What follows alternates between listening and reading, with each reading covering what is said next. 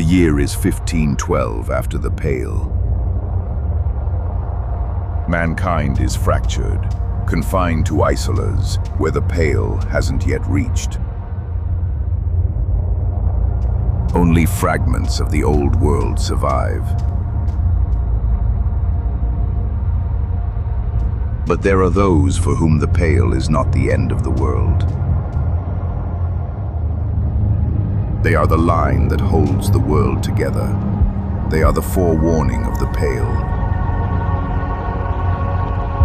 They are couriers that connect Earth's scattered isolas, forecasters of the apocalypse. They are